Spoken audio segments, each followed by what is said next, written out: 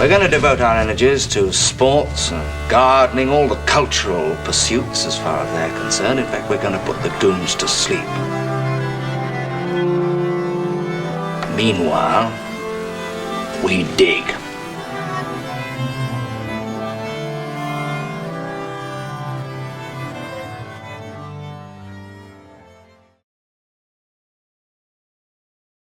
Greetings, this is the Anadromous, this is Burn Power, coming to you from Tbilisi, Georgia, on a dark night, the beginning of September 2024.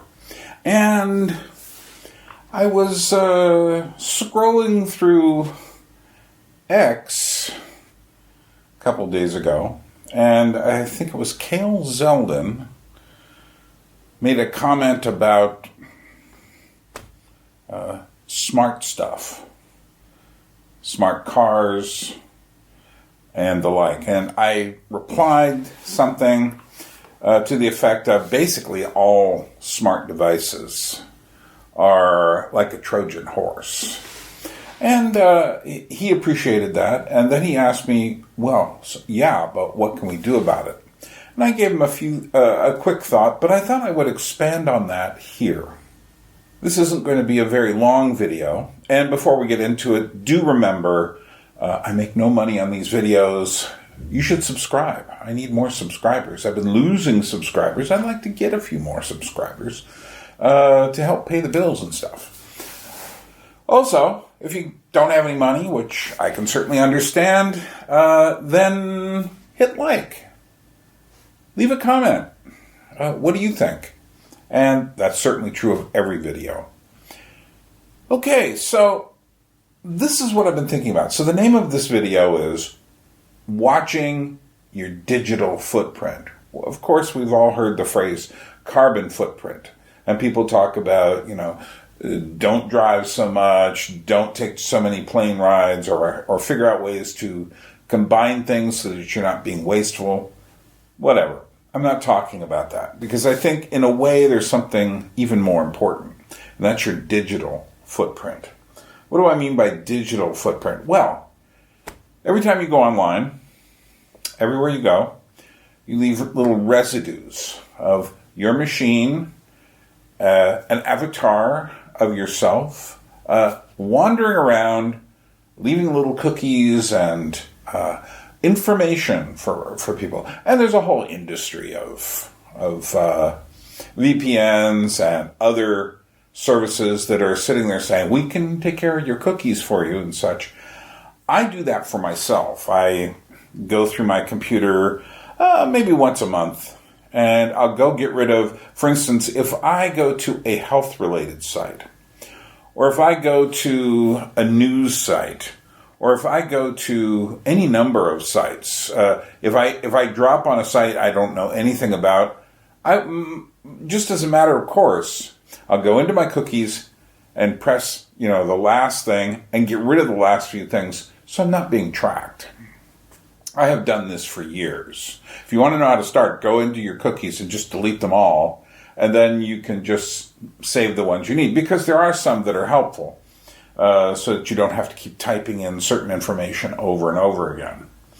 So I think that's one way of dealing with your digital footprint, the thing you're leaving behind. What I think we are failing to understand now is how devious our might as well be, our digital footprint has become. I recently found out that my bank had an extra $600 charge from some company in Singapore in my name. Somehow they'd gotten my card number, and voila. So that this was actually, I think, last November. I had to get a new card. It took me basically a month and a half because of my situation in Georgia and trying to get a card here. It's just painful. Anyway, the nice thing about that was my card is now up to date, so to speak. So, but how did they get that? I signed up for something. It may have been an AI service. I've been experimenting with AIs. But here's the deal. When you sign into something, that's a good time, especially if you're getting a new subscription, that's a good time to go in and look at what the cookies just dropped are. And if you don't know how to do that, ask a friend how to look for your cookies, because it really depends on your machine. But we need to understand that we are leaving behind these crumbs of ourselves. Now, in one way you can say, oh, it's just, someone wants this for some reason. Well, I'll tell you, it starts off with they want it so that they can sell you things. I'll never forget the day I was looking at the Carhartt site, and I was looking for, I think, a new shirt or pants or something. And then I went over to Facebook, and lo and behold, there was an advertisement for Carhartts staring me in the face. I said, this is not a coincidence. And sure enough, it's not. So I try to eliminate as many ads as I can. I have had ad blockers for at least 15 years. Once I realized what was going on. And that's helped me to keep a lot of things at bay. I also use Firefox, which is better, certainly better than Google Chrome, which is feeding all your information back to Google. In fact, I don't use one total system for my information. So I have a couple of Yahoo emails. I have a Outlook, which is Microsoft email. I am on Facebook. I am on X, Twitter. I am on... I have one, Odyssey is a weird one, but I get that one to duplicate YouTube videos in case they ever decide to go full authoritarian on me. What they have done is they have retroactively come and marked a couple of my How We Got Here series as mature audiences only.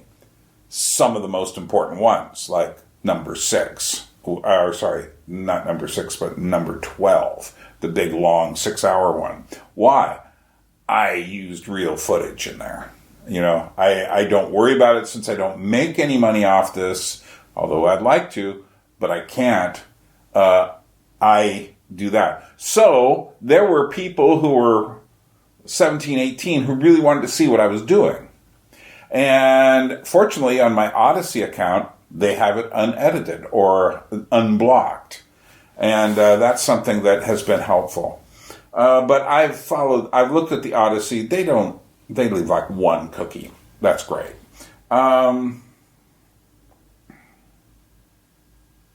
So you have to watch what you sign up for. I am sure one of the things I signed up for in my AI research was the thing that connected me to these evil creatures who had a Singapore address. And in fact, this is really bizarre. I'm dealing with this right now. I called my bank in Alaska. There's a whole crazy thing going on with my bank in Alaska and Georgia. It's much too complicated to explain now. All I can tell you is this time I called up and they said my phone number was blocked because it's been used for other things. And I think the fact it's from Georgia freaks them out. My bank uses an awful lot of security, especially since I had a problem. They use so much security and they let this one thing through. This is what's going on behind the scenes that you're not looking at. All of our information is used and sold without us knowing anything about it. Now, there are these places that, I'm on NordVPN. I think they have something called Incogni, but there's like Surfshark and ExpressVPN. There are other systems. If I made any money from this, I might take one of those companies on as an advertisement, but I don't, and I'm not really worried about it. But what I am telling you is this. Your digital footprint is worth a lot of money. And it is being bought and sold, and you should minimize your digital footprint as much as you can. So here are a few more suggestions. Okay, So you're putting photos or videos on whatever site. You better think about which photos and which videos you put on what site. You, for instance, back in the day when the internet was more like the Wild West, people would, when they first got on MySpace, does anyone remember that? Or the early days of Facebook or YouTube, people would put like party shots of them drinking crazily somewhere. I go, oh, it was so much fun. Which is what employers thought too when they rejected you. It's just like, no, this got a party animal here. We're not going to hire this person. But here's the thing. All of that stuff is saved and left behind in places. This is one reason I do not use, I have a Mac computer. I do not use the cloud service. The cloud service, to me, is nothing but digital footprint. And while in the case of a massive computer breakdown, it would be nice to have all that stuff up there. I have it on hard drives. It's in the house. Because I know this stuff is not, that information is not safe in the hands of other people. And I'm not paranoid. I'm just wise. I just know that. And consequently, I've had very little problems. I've never been hacked and have an account taken over yet. Part of the reason for that is I don't spend too much time trying to hook everything up, trying to monetize everything. And it's not that I'm too stupid to monetize. It's that I'm suspicious of all the stuff we do in the name of our accounts. So think about what you have online. Maybe there are some things you need to get off of line. Not that permanently scrubs it. Some people say that the internet is forever. No, it's not. Try to find anything that was on there like 20 years ago. It's really hard. Yeah, I know about Internet Archive, but even still, you can't, it doesn't really replicate everything that was up there 20 years or 10 years ago or 5 years ago. It can't. That's just way too much stuff. Now, we also all have these devices. Why do we call them phones? What's really funny about that is talking to someone on one of these devices is pretty much the last thing people do. For people who are younger, I've actually heard it said that talking on the phone to someone is almost like, ooh, I heard the word, creepy. Another one that's really funny to me now is we used to have phone books when I was young. And you had your phone number in the phone book. Now, some people had their phone number in the phone book, but they could tell the phone company, no address. Or some people had private phones that didn't get listed in the phone book. Most of the time I ever lived, we had a phone number, we had a phone book, and our number, and our address. So anybody could come over and visit. Now, that is considered like ultra creepy, which makes me laugh. It really does. But I understand why. Times have changed, and what used to be just a local phone number that was very hard to get, by the way, unless you had a phone book from that specific area, you could call up and ask the operator. But now it seems like if you have someone's address, it's like, oh my goodness. If you have someone's phone number, oh my goodness. Well, like I say, though, it's really funny because people don't talk on the phone. Meanwhile, advertisements are coming in.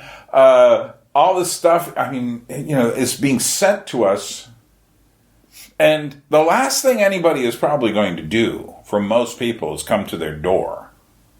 Unless it's probably something political or being a stalker. But you know what's weird? When I was young, there was nothing like that. No one worried too much. Like I said, if you wanted your phone number not to appear, you just said, don't put it in the phone book. Or if you wanted your phone number in there, but not your address, you just don't put it in. But it wasn't such a big deal. Why has privacy become a big deal? It's because we don't have any. That's the simple truth. So, while you're on your phone, here's one suggestion to lower your digital footprint. Don't get so many apps. Can I say that again? Why do you have so many apps? All of those apps share information with sources you know nothing about. I once had, I don't know if it was an app, but a little system on my computer, this was about 10 years ago, that showed what happened every time you clicked on a new site and how you would get 1, 2, 3, 4, 5 cookies, or 1, 2, 3, 4, 5, 6, 7, 8, 9, 10, 11, 12 cookies, or how they would connect, and after a while the image was just black with sharing. And I thought, no, that is really strange, because that's what's going on underneath. See, this is all what's hidden. People worry about their privacy, but there is none, which is why, now what's strange is now to get someone's phone number, you have to go pay for some company that is kind of like, well, sometimes they're called the white pages. You have to pay to get a secret phone number so you can get in touch with someone. Because the difference between a phone number and a cell phone number is very interesting. Why is the cell phone number? Because you keep the cell phone on your person at all times. But I never really worried about that. The whole time I was in Alaska, I had a phone number in the phone books. And, every now and then I get a robocall. I remember getting a robocall from George W. Bush right before his presidency, and I picked it up and I said, hello, and he goes, hi, this is George W. Bush. And I said, oh, and then I realized, oh, this was like 2000.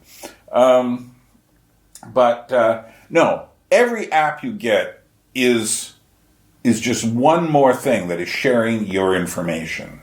Now, you could take the fatalistic view that, well, it's all being shared anyway, what can I do? I don't take that view. And I've discovered through various means, I have very little digital footprint.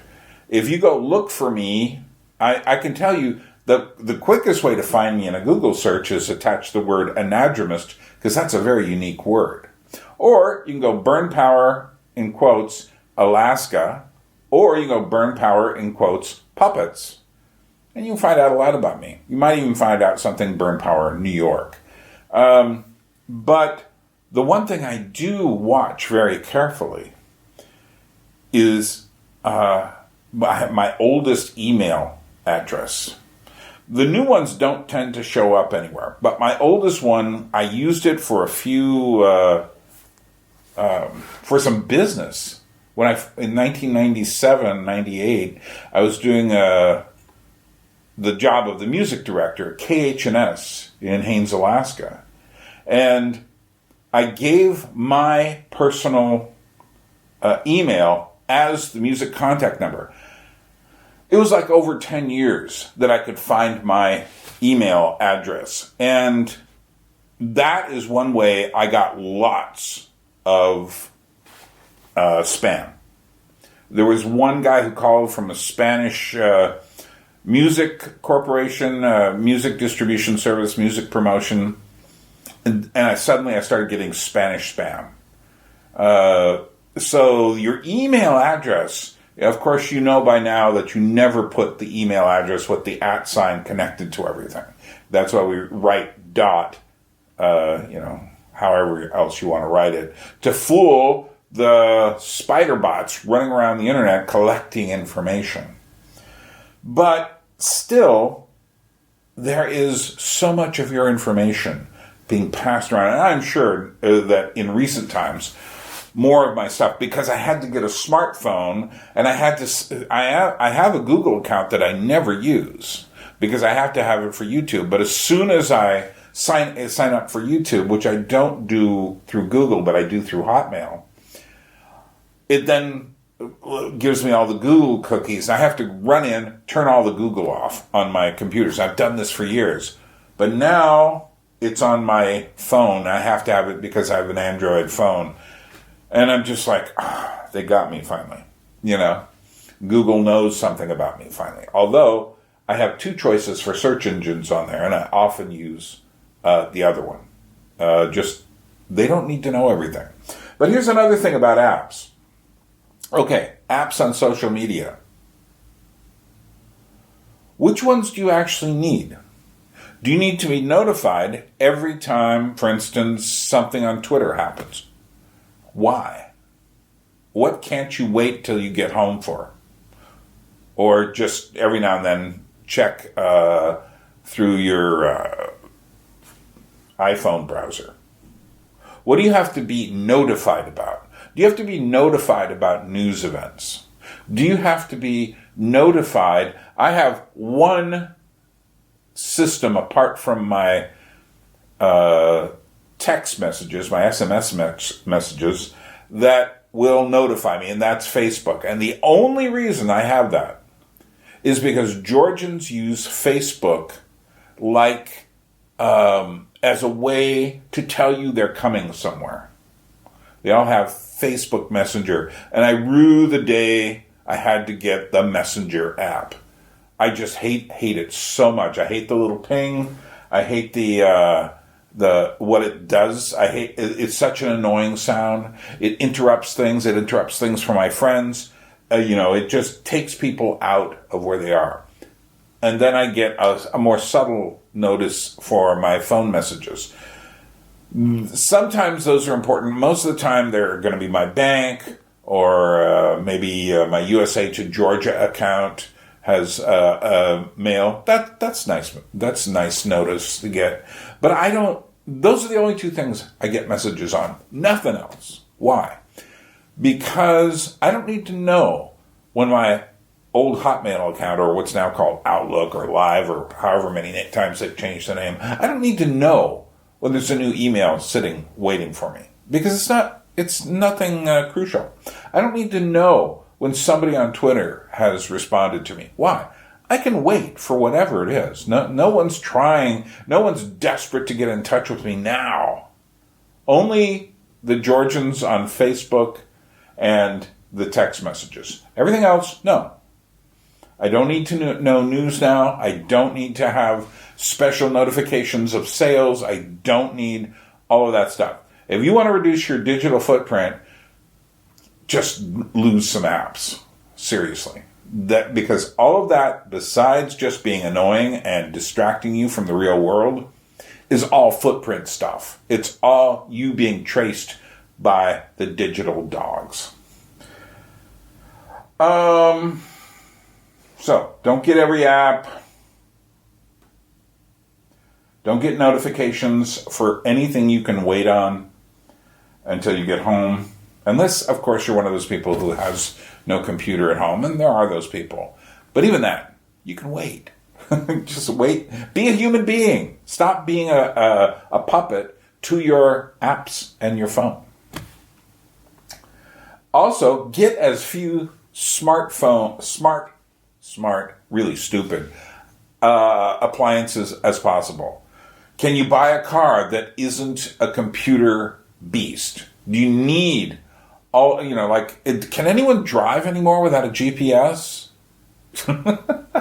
I remember back in 2009, I was taking this puppet troupe on the road for 2 months, and I had a couple of people on there, and one was someone from Finland, and she said to me, don't you have your, what are they called? I mean, it's not just GPS, but, your map application. I don't ever use them. Even here, I borrow a friend's old Lada Niva, this Jeep tank thing, and go into the mountains. It has nothing, absolutely nothing electronic about it and digital about it. Nothing computery about it. I love it. Because when I'm driving, I'm not interested in being distracted. I'm interested in driving and seeing where I'm going and knowing where I'm going and keeping my hands on the wheel and enjoy the ride and not being distracted and taking you out. So, so if possible, next time you buy a car, don't get the thing that has all of the extras on it.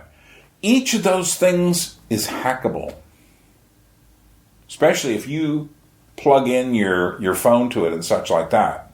Why do you need a smart dishwasher? Why do you need a smart microwave oven? Why do you need a smart refrigerator? Really, think about it. Is the convenience worth more shards of your privacy being sold off to people? Because that is what's happening. After a while, all the stuff is coming through your your router, and it's all connected. And so if someone can find a way into your television, they'll get back to you. They can get back to your computers as well. It's a strange thing. I don't understand it all. I just know it's true. And here's the thing. I had to get a new television set. It is a smart television set. I don't like that. The only thing I use it for is watching YouTube.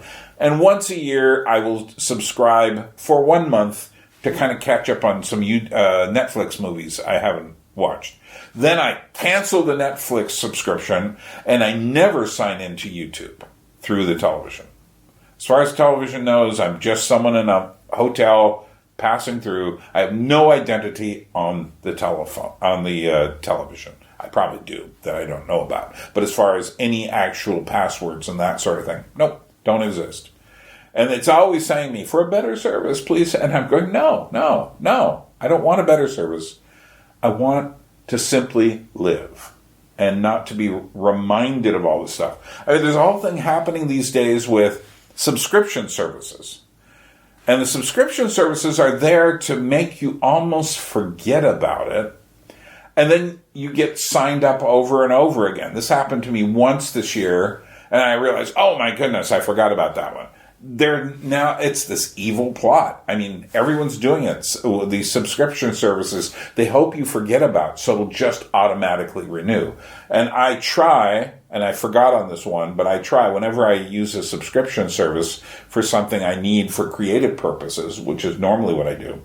I try to put that the same minute I get the subscription, I go to my calendar and put 2 or 3 days before it expires, I put the notice that'll bother me saying, just stop it or decide whether you want to renew. So avoid things that can be hacked from the outside. So that's about all I want to say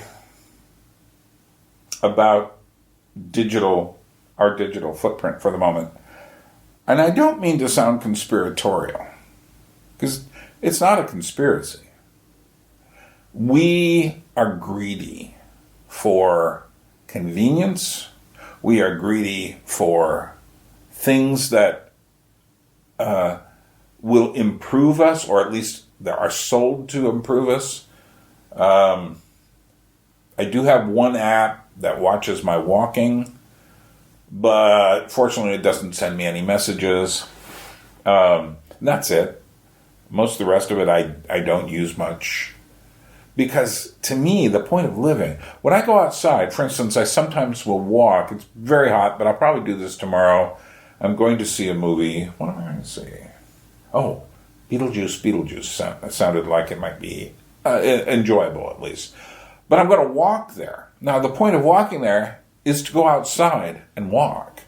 The point of going outside and walking is not to be constantly reminded about everything else.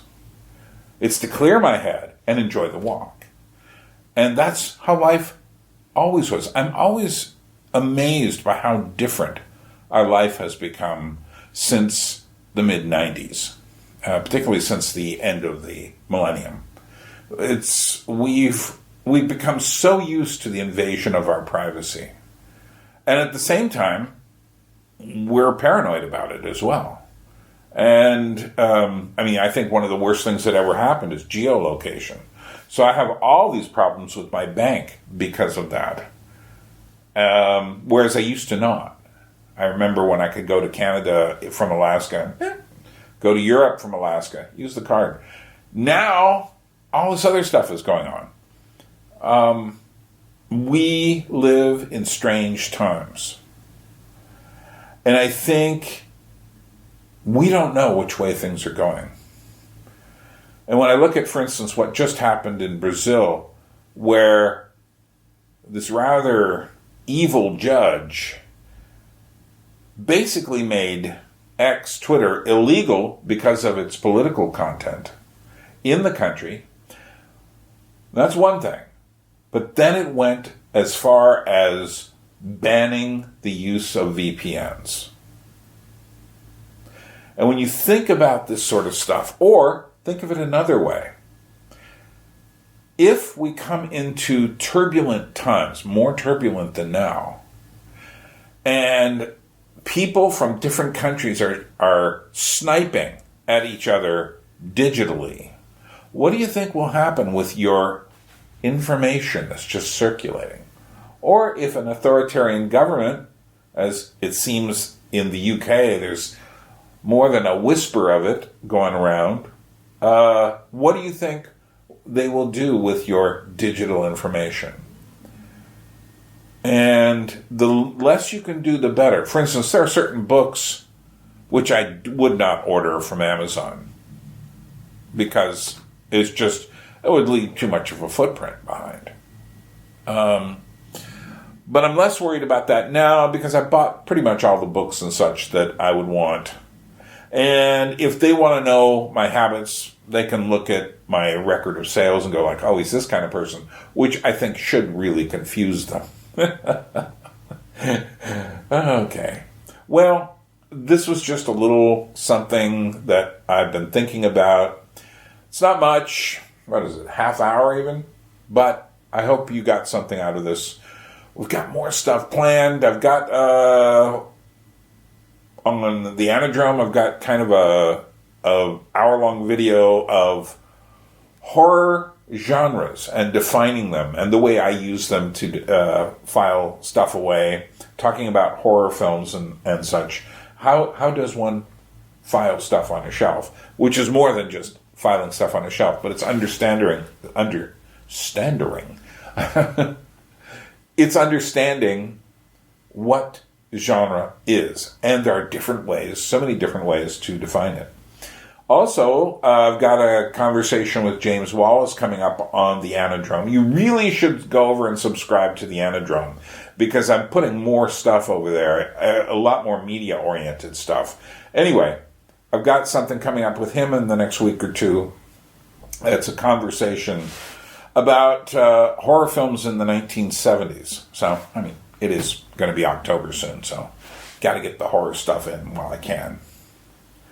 Well, anyway, from Georgia, this is Bern saying Nachwamdis, that's goodbye, and Droabit, we will meet again. And if you knew Georgians, what they would say in response is Kagad, which means Kagad means be well. And I hope you all are well. We'll meet again very soon. A people without history is not redeemed from dying. For history is a pattern of timeless moments.